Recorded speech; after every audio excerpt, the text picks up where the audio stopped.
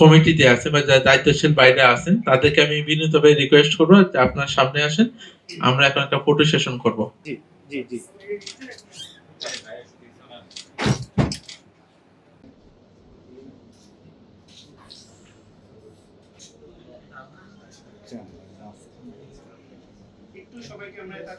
জুলাই যোদ্ধা তাদেরকে নিয়ে আমরা প্রায় 2 বছর ধরে আমরা কিছু কাজ করে আসছি।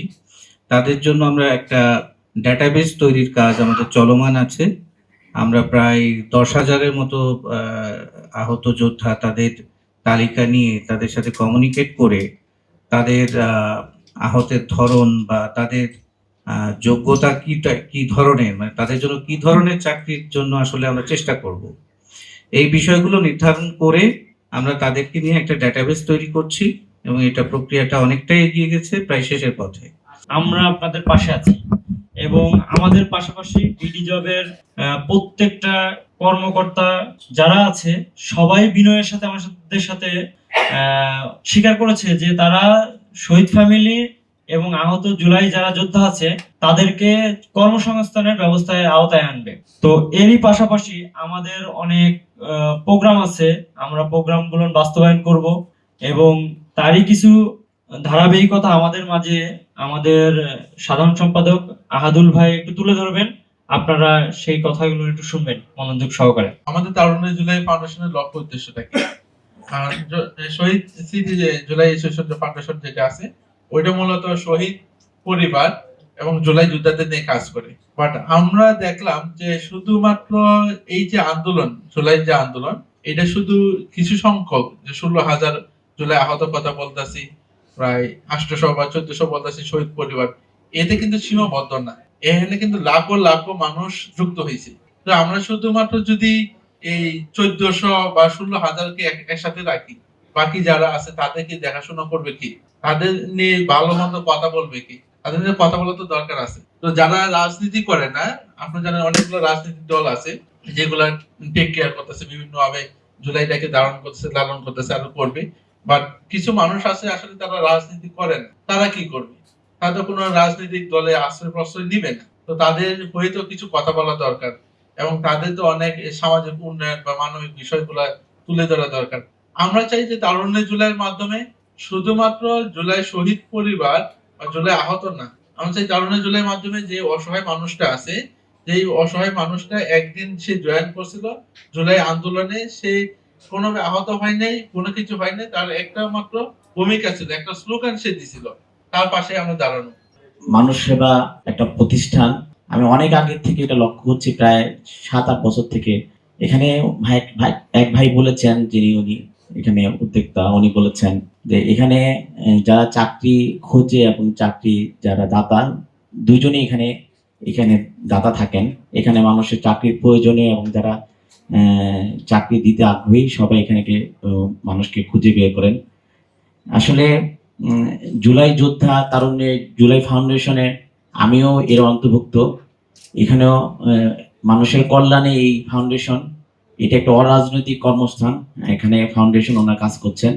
ধন্যবাদ সবাইকে এবং বিডি জবকে আমি আরো ধন্যবাদ জানাই যে সামনের দিনগুলো মানুষের কল্যাণে, যেমন আমি এখানে জুলাই যোদ্ধা আহত পরিবার এবং নিহত পরিবার এখানে অনেকে রয়েছেন, এখানে ওনাদের একটা মেডিকেল কার্ড হয়তো অনেকে পেয়েছেন, অনেকে পাননি।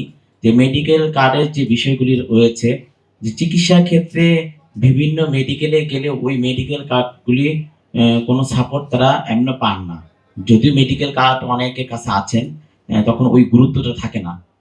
তেমনি ওনারা বিডি জব একটা জবের যে আগ্রহ প্রকাশ করেছেন জুলাই ফাউন্ডেশনের সাথে একত্রিত হয়ে, তা আমি চিন্তা করব এবং তাদেরকে ধন্যবাদ জানাবো যে মেডিকেলের যে বিষয়গুলি, যে সেবাটা পাচ্ছেন না, ওনারা যেন এই কর্মসংস্থানের বিষয়ে ওনারা জুলাই যারা যোদ্ধা এবং যাদেরকে পাঠাবেন, আমরা যাদেরকে পাঠাবো, তাদের জন্য একটা ব্যবস্থা ওনারা করেন।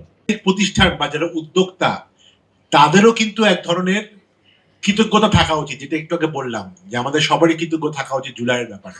যে জুলাই না হলে তারা কিন্তু সৎভাবে ব্যবসা করার মতো সিচুয়েশন পেত না, কারণ আমাদের অর্থনীতি কিন্তু ধ্বংস হয়ে গিয়েছিল, এখনো আসলে আমরা জানি একটা ধ্বংসপ্রাপ্ত অর্থনীতির মধ্যে আমরা আছি। তারপরে এখন একটা আশা আছে যে পরিবর্তন হবে, কিন্তু যে অবস্থায় আমরা গিয়ে পৌঁছেছিলাম, মানে দুদিন পরে আসলে বাংলাদেশের লোকজন আসলে জুলাই না হলেও মানে না খেয়েই মারা যেত। কারণ যেই পরিমাণ লুটপাট আমাদের থেকে হয়েছিল, তো এই জায়গাটাতে আমরা যে আসলে একটা ভালো লাইফ লিড করার একটা সম্ভাবনা তৈরি হয়েছে, এর কিন্তু ব্যাপারে একটা কৃতজ্ঞতা আসলে আমাদের থাকা উচিত, এবং এই কৃতজ্ঞতা বোধ থেকেই আমাদের যারা এই স্যাক্রিফাইসটা করেছেন তাদেরকে আসলে আমাদের রেসপন্সিবিলিটি, তাদের কিছু দায়িত্ব আমাদের নেওয়া। মুক্তিযোদ্ধাদের ক্ষেত্রেও কিন্তু রাষ্ট্র দায়িত্ব নিয়েছে, এটা কিন্তু আমরা হয়তো কোটা আন্দোলনটা সেই হিসাব থেকেই হয়েছিল, বাট সেটা কিন্তু 20-50 বছর পরে।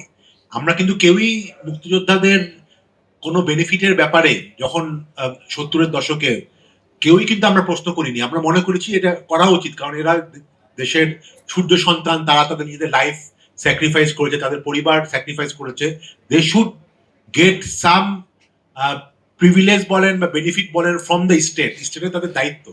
তো জুলাই তো আসলে মাত্র 2 বছরের ব্যাপার, স্টেট এত তাড়াতাড়ি দায়িত্ব তো আসলে মানে অস্বীকার করতে পারে না। আমি আশা করি যে এখানে রাজনৈতিকবিদ আছেন, মঞ্জু ভাই আছেন, বিএনপি থেকে প্রতিনিধি আছেন, আমাদের সংসদ সদস্যরা আছেন, ওনারা সংসদে এই ব্যাপারগুলো উঠাবেন যাতে রাষ্ট্র দায়িত্ব নেয়, এবং আমরা যারা প্রাইভেট সেক্টরে আছি, রাষ্ট্রের বাইরে আছি, তাদেরও আসলে দায়িত্ব নিতে হবে। আমরা যতটা আশা রাখছি বা যতটা হতাশ হয়েছি এই 2 বছরে, আমি একটু এই হতাশা থেকে একটু দূরে থাকতে চাই। আমি যখন এই ভাইয়ের কাছে শুনলাম যে 10,000 ওনারা জুলাই যোদ্ধার একটা ডাটাবেস করেছে, এটা কিন্তু অনেক অগ্রগতি, যে আমরা অ্যাকচুয়ালি কাজ করছি। তো আমি ফাহিম ভাইকে ধন্যবাদ জানাচ্ছি, আর তারুণ্য জুলাই ফাউন্ডেশনকেও একসাথে হওয়ার জন্য আসলে এটা একটা সময় উপযোগী সিদ্ধান্ত।